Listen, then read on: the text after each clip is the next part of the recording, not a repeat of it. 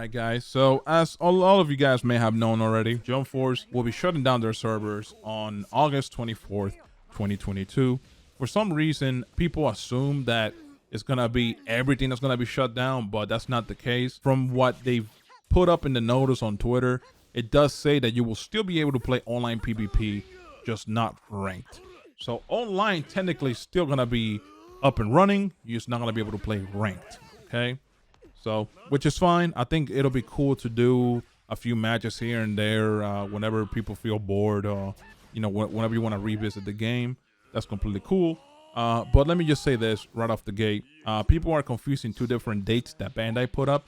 So Bandai put up a date. Basically, they're going to end the sale of the game, meaning they're not going to sell Jump Force digitally anymore after February 7th, 2022, which is a week before the 30th anniversary of Jump Force, ironically enough.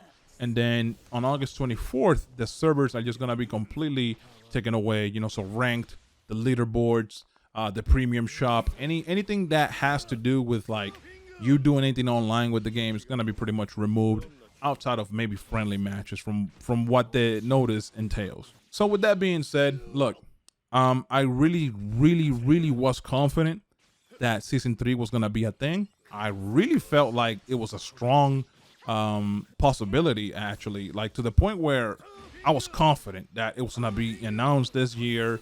We would know what the characters were by the end of the year, but obviously that's no longer gonna be happening, so it is what it is.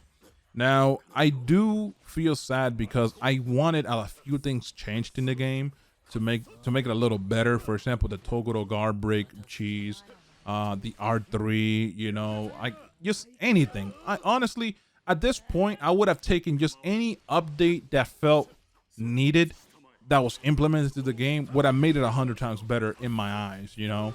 But also, I think there's a message to Bandai that I want to say. Can you please stop having Spike make your anime arena fighters? If you are gonna go the anime arena fighter route, please don't pick Spike for it. I'm so tired of Spike being handed all of these important titles. I mean, if you look at Jump Force as a concept, not as the game that it is today, but if you look at it as a concept, you're taking half a century of rich history in terms of manga and anime and under the umbrella of Shonen Jump, and you're gonna be making a big game with a bunch of characters, 50 plus characters and DLC, just adding different characters from different animes and mangas from different eras of anime in general, the 80s, the 90s, doesn't matter, current stuff like My Hero Academia, Black Clover, and you're gonna bunch them in together, have them do super cool ultimates and supers, and it's gonna be great. It's gonna have a story mode where they all kind of interact with one another. When you think about a concept like that, it's such a big important thing, right? And then they get handed it off to Spike, of all people.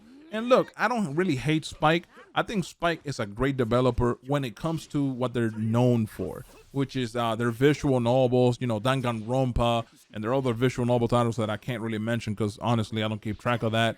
But I know for sure when they make their light novel games, the fans of those games are usually very happy with their purchase, okay? As opposed to when it comes to an arena fighter, a lot of people criticize it and end up not even buying it or even playing it. I mean, look at My Hero, not My Hero, look at One Punch Man, a hero nobody knows, bro. It's funny that the name of the game ended up becoming what the game actually is, which is a game that nobody knows about. You can go up to the biggest One Punch Man fan and tell them a One Punch Man game was made for the consoles, and they would legit tell you that you're lying, because it's such a like unknown entity, because there was no marketing behind it, and not only that, it's such a bad game that nobody would really recommend it, so there was no word of mouth being spread about it, which by the time that, you know, the game died, nobody really cared, and the game died very fast. I mean, the servers got shut down, got the shutdown announcement within a year of it being out. Think about a game being released, and before the year of it being released is up, it's already announcing the server shutting down. Think about how nuts that is. But anyways, some of you guys have also been expressing concern for me, like, oh, Berto, what are you gonna do now? You know, because you were doing a lot of Jump Force content, and now, you know, this is gonna happen. First of all, the game is gonna be going away in terms of ranked on August 24th, so I have a lot of time. I got like 9 months and I'm gonna be doing content during those 9 months. The other thing is that it doesn't matter if it goes away because I'm still gonna be doing Demon Slayer. I'm gonna be doing JoJo's and whatever else comes through into the anime gaming scene. I'm gonna cover it, and that's just how it is, bro. I mean, at one point I was called a Naruto-tuber, then I was called a My Hero tuber, then I was called a Jump Force YouTuber. You know what I'm saying? Some people call me a JoJo tuber. It's like, bro, you are gonna have that label, and I get why I get the label of Jump Force YouTuber. At the end of the day, I do a lot of Jump Force. But let me just break it down like this. I am a content creator that just happens to be doing Jump Force for the time being. That's basically how I categorize my channel, and that's how I did it with My Hero. That's how I did it with Naruto. That's how I do it with any game I play.